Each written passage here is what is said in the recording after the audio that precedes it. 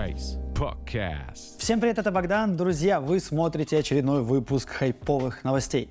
И сегодня, как обычно, самые интересные новости из мира криптовалюты, метавселенных, NFT, искусственного интеллекта и технологий. Не будем затягивать начало, поехали! Илон Маск призвал не слишком надеяться на Dogecoin. Миллиардер в Твиттере посоветовал инвесторам не слишком надеяться на мемную криптовалюту и не вкладывать все деньги. После этого поста криптовалюта обрушилась, а буквально недавно, месяц назад, Dogecoin стал логотипом Твиттера, из-за чего полетел вверх. Как кажется мне, Илон Маск освободил себя от криптовалюты, скинув ее на хаях буквально месяц назад, а сейчас ее продавливает вниз для того, чтобы закупиться. Посмотрим, увидим, но кажется, что через месяц уже выйдут новые посты о том, что криптовалюта, мем, Dogecoin – это революция и наше будущее. В Китае запустили правительственную метавселенную. И это уже третья новость про Китай, где ребята инвестируют в метавселенную. Я уже не знаю, у них там этих метавселенных порядка несколько десятков. Но в очередной раз ребята выделили деньги и инвестируют в создание, в изучение цифровых вселенных, как пишется в статье. Билл Гейтс предрек смерть Гуглу и Амазону из-за искусственного интеллекта. В ближайшее время появится огромное количество чат-ботов, может быть не ближайшее, но через пару лет точно. У каждого будет свой. И под вас он будет подстраиваться, вы с ним будете очень много общаться. И смысла в том, чтобы заходить в Google, в интернет, куда-то идти, спрашивать, подскажи мне что-то, будет очень мало. То есть вам реально будет гораздо проще и удобнее зайти в бота, в Телеграме, в WhatsApp или просто в отдельное приложение и спросить у него, где можно купить кофе в моем городе.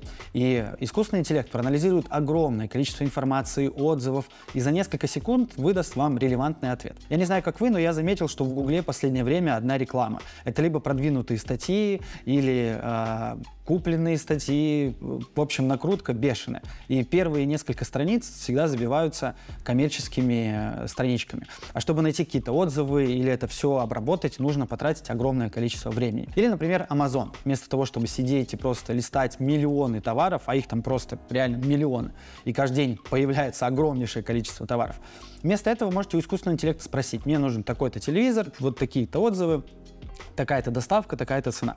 И он вместо вас проанализирует большое количество данных и выдаст вам релевантный ответ. В этом, собственно, я Билл Гейтсу верю и ждем прекрасное будущее. Photoshop получил генеративные ИИ-функции Adobe Firefly, позволяющие добавлять и удалять объекты с изображения. Новый искусственный интеллект появляется в Photoshop, и это очередная маленькая революция. Только представьте, вы хотите, чтобы небо поменяло цвет и стало каким-нибудь сюрреалистичным или в стиле аниме, и вы просто пишете искусственный интеллект Photoshop: пожалуйста, прошу тебя, сделай небо сюрреалистичное в стиле комикса. И бах, волшебная палочка.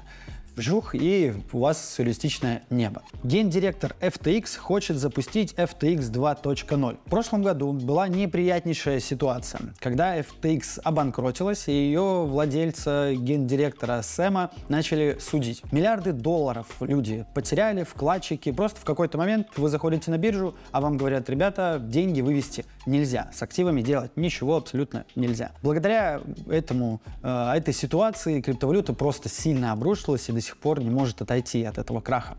Но что интересно, что гендиректор компании, которая обанкротилась, делает перезапуск. Да, это не владелец, не Сэм, которого сейчас судят, а именно наемный сотрудник. Ну да, был какой-то плохой случай, где ребята потеряли огромное количество денег, но самое главное, что они умеют? Они умеют строить огромные компании. Поэтому давайте еще раз в них инвестируем, они построят огромную компанию, но будем уже контролировать, чтобы не обанкротилась. Ну, если обанкротится, самое главное, чтобы инвесторы заработали. Вот такой вот кровожадный капитализм.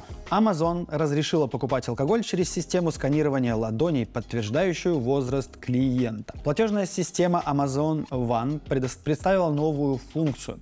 Теперь вы можете заранее пройти QIC, это как подтверждение личности, и на их сайте загрузить туда свои личные данные, фотографию паспорта и скан ладони. И после этого можете приходить в магазин, подходить к прилавку, сканировать ладонь, и теперь вы сможете доказать, что вам есть 21. Кажется, что удобнее просто с собой паспорт носить.